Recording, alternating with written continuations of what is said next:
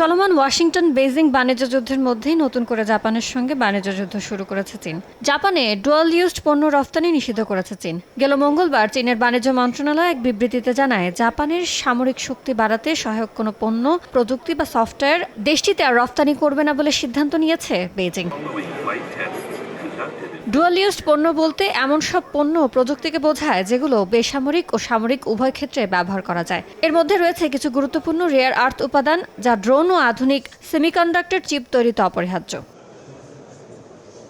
চীনের পক্ষ থেকে আরও বলা হয়েছে, এই নিষেধাজ্ঞা অমান্য করলে যে কোনো অঞ্চলে প্রতিষ্ঠান ও ব্যক্তির বিরুদ্ধে আইনি ব্যবস্থা নেওয়া হবে। আন্তর্জাতিক গণমাধ্যম বলছে, এই সিদ্ধান্তের পেছনে রয়েছে তাইওয়ান ইস্যু। গত বছরের নভেম্বরের শুরুতে জাপানের প্রধানমন্ত্রী সানায়া তাকাইচির তাইওয়ান ইস্যুতে করা মন্তব্যের প্রতিক্রিয়াতে এই পদক্ষেপ নিয়ে থাকতে পারে বেজিং। নুডলস খান নাই তো নুডলসই খান নাই।